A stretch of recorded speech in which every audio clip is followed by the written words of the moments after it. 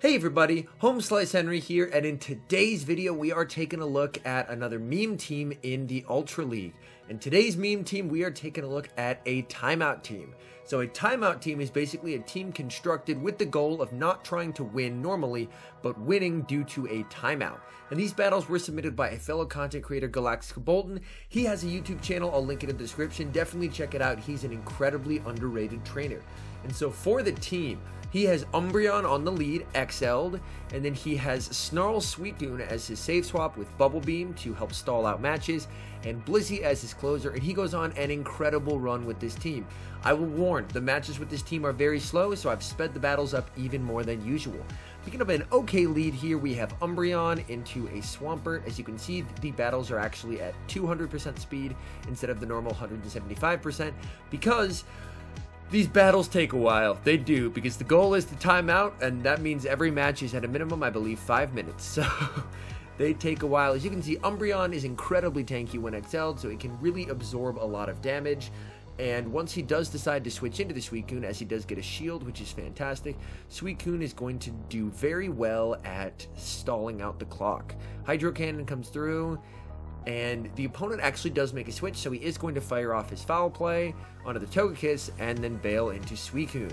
And this is where Suicune is incredibly effective. Snarl generates energy so quickly, and Bubble Beam actually adds up quite a bit onto Togekiss.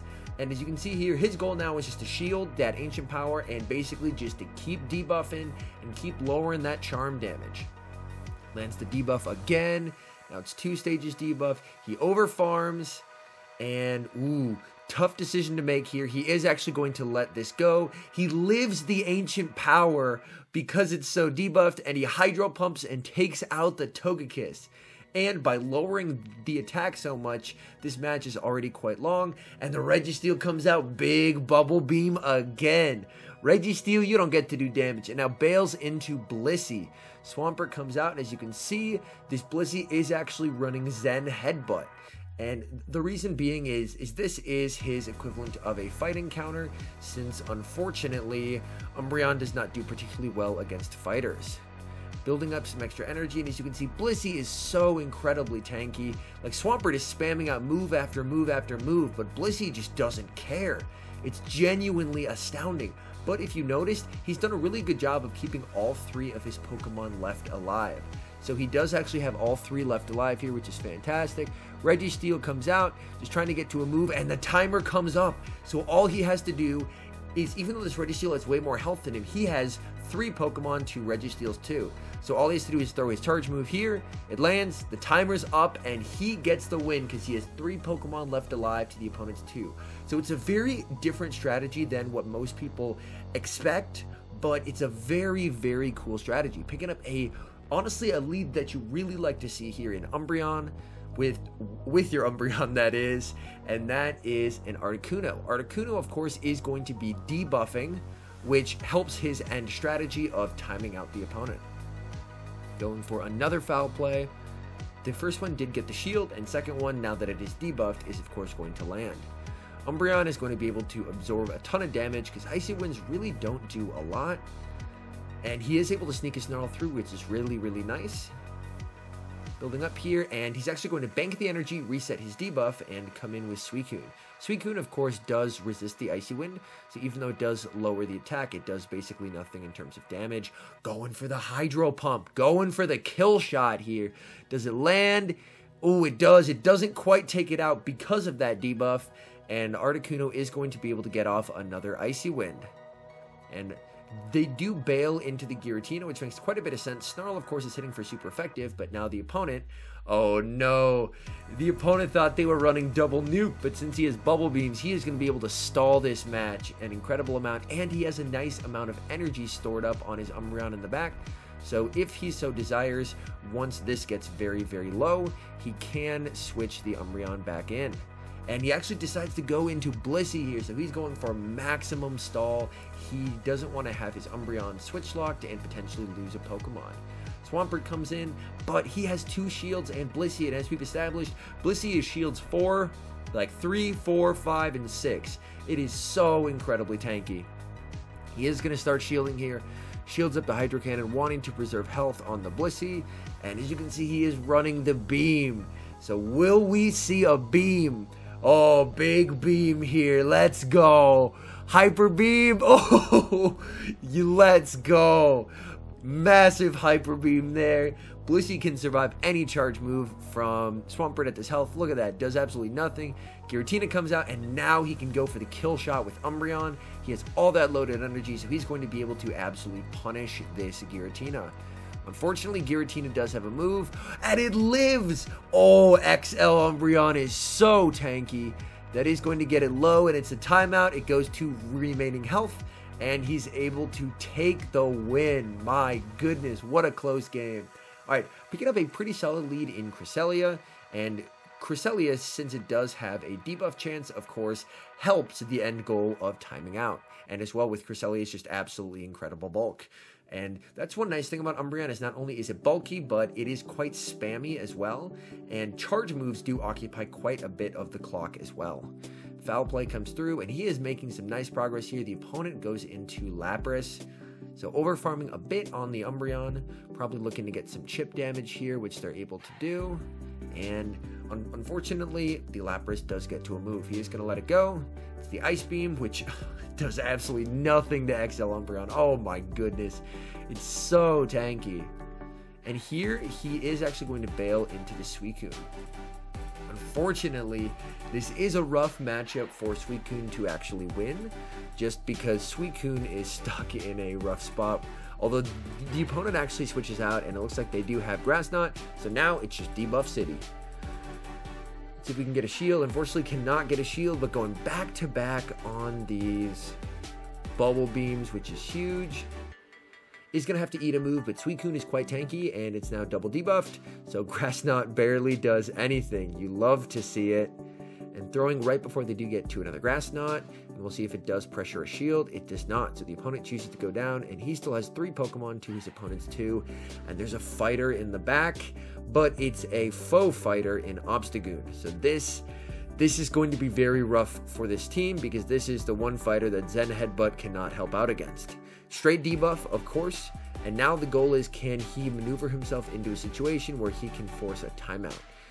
At this point, I don't see a way where he's going to be able to beat the Obstagoon, to be 100% honest, so his main goal now is basically just health preservation and attempting to time out. It honestly may be worth starting to throw charge moves, just because the main goal, of course, as always, is going to be to burn the clock. Clock is coming up. Okay, this is big. Now he throws a charge move. Damage doesn't matter, so as you can see, he is no-bubbling it, because at this point, damage is completely irrelevant, and if this move doesn't kill, which it does not, he wins on timeout. The opponent had 2 shields, used none of them, and died due to timeout. If I was some of these opponents, I would be so sad. Oh my goodness. This is like the ultimate troll strategy. I love it so much. Granted, as I mentioned, if I was the opponents, I would be heated, but I'm not, so it's hilarious watching it from the outside. Alright, another foul play. Empoleon is not the tankiest. So Umbreon's going to be able to put in good work here. Shields up the first Hydro Cannon, because Stab Hydro Cannon does hit quite hard. And that's a very astute play, recognizing that he would lose CMP there. So rather than go for the lost CMP tie, he actually intentionally doesn't hit the charge move, over farms instead of reaching the CMP tie, and that allows him to get a really, really nice farm. Alright, Umbreon here, I'm expecting he's going to switch into the Suicune, which he does because he wants to preserve the Pokemon, and it's a Giratina in the back. Time for debuffs. Let's go. Giratina, I hope you enjoy an absolutely miserable existence, because that's what you're getting versus the Suicune. Alright, Dragon Claw comes through, another big Bubble Beam. Snarl, of course, doesn't do a lot of damage, so unfortunately, Giratina, especially with the Dragon Breath, is absolutely eating through Suicune at the moment, although these Bubble Beams will help. So the main goal here is just Bubble Beam City. Gets to another move. This is not great. Dragon Claw lands, and now the switch into Blissey. At this point, it's very clear that he is just trying to win by Pokemon remaining rather than an even health rather than if you have even Pokemon, it goes to health remaining. So he's clearly trying to win by number of Pokemon. He is going to use his shield there, just because it is non-debuffed. Goes for the Psychic. Oh, gets the defense drop. That's huge. Unfortunately, Charm is tough for this team because it is quite oppressive. If he can kill the Togekiss, though, if the Togekiss can die, then he could win by 2 Pokemon to 1. So that's an option here. Oh, and now he switches into Suicune, basically just to try and stall out the clock further with that Bubble Beam. Can he get to the Bubble Beam? Oh, he just can't. Oh, and he's just waiting here, just fully waiting out the clock. Waiting out the clock. We'll have to see. Unfortunately, he loses by health remaining. So the opponent made an astute play, realized what he was trying to do, and preserved the 2 Pokemon, so the opponent was able to take the win. So a very nice play there by the opponent. All right, another Empoleon lead, going for the Hydro Cannon right off the bat, and as you can see, he farmed up to 5, and that is going to be a CMP tie. And here, he's throwing at 4, which is 1 before the Hydro Cannon. Unfortunately, the Empoleon does sneak a move through, and the Empoleon is now overfarming and gets another waterfall through. That is super unfortunate. The Empoleon is absolutely loaded on energy. He does need to shield this up, of course, because the goal is to preserve the Pokemon. And, ooh, so he is going to double shield the Umbreon here, just because he needs to preserve it. And now going for the foul play and looking to take switch advantage. Unfortunately cannot, but is going to switch into Suicune and able to snipe with the Suicune. What do they have in back? A Giratina. Let's lower the damage on those Dragon Breaths, shall we? All right, here we go. Woo! It's Bubble Beam time, baby. Let's go. All right, big Bubble Beams here. As you can see, the Bubble Beam damage is absolutely destroying this Giratina. Look at this, another Bubble Beam. I don't know how this Giratina can survive such a high damage output. Boom, as Ionic would say, huge damage there. Absolutely massive Bubble Beam damage. Over farming and saving a bunch of energy. So now he has 2 Bubble Beams or a Hydro Pump for later in the game. And now he's coming in with the Blissey. Unfortunately, it's an Obstagoon in the back. Counter user is not the best here, especially a counter user that doesn't take super effective damage from the Zen Headbutt. As you can see, he's not even worried about damage here. It's strictly all about burning the clock, so he doesn't even need to bubble. Cross Chop comes through, and his goal now is just to fully stall out the clock if possible, and he's able to come into Suicune and go straight for the Bubble Beam. Back-to-back Bubble Beams. Okay. So he is able to stall the clock here, which is great. Clock is counting down. Ooh. This is tough. Oh, he lives it! He lives it because of the debuffs and wins off Pokemon remaining. I thought that was going to kill him. What a play! Oh, let's go! My goodness. This team is crazy. Like, it's so different from basically any strategy I've seen played in GBL before, but my goodness is it fun to watch. Overfarming going for the Last Resort. Last Resort lands. And the Umbreon Mirror is good for Galactica Bolden here because, of course, it is going to stall the clock to a ridiculous extent. Another Last Resort here does absolutely nothing in terms of damage. And yeah, he's in a pretty good spot where Suicune should have a solid matchup versus the Cresselia. So he can honestly stay in here, and then once he gets low, he is, of course, going to bail out, so he can preserve having 3 Pokemon left alive. Another charge move coming through, again, letting it go. Really no need to shield it here. Just going to be going straight for the Last Resort, and this will be taking out the Umbreon or pressuring a shield. Oh, it actually doesn't take out the Umbreon. I forget how absolutely beefy Umbreon is. Like, oh my goodness. And now just has to go for the foul play to guarantee the KO, which it does. And as you can see, he is trying to switch here. And they have a Gyarados into a Suicune. More Dragon Breath, more debuffs. All right, let's do this thing. Big Bubble Beam, yeah. Fortunately, Gyarados doesn't honestly have a great stat product. So Bubble beams actually matter to a certain extent. Cresselia comes in. Oh, you reset your debuff on Gyarados? Well, hold this debuff on Cresselia. Death, taxes, and debuffs. The only unavoidable things in this life. And able to store a bunch of energy and catch on a Blissey. And Blissey is just an absolute wall here. Blissey don't care what you throw at it. At this point, it's just stall city. Future Sight, we're chilling. And the clock is now coming up. So he's now going to shield this 100%. And he doesn't even have to attack at this point. At this point, the game is over. Because he has 3 Pokemon. The opponent has 2. So the opponent dies with their 2 shields intact again. Oh my goodness. Articuno lead. Again, this is a solid lead because the debuffs, it is going to draw out the length of the match, which, as we've established, is his entire goal. So it actually plays into his plan here. Able to land the foul play before the debuff, which is very nice. Icy Wind does basically nothing. Another foul play coming through.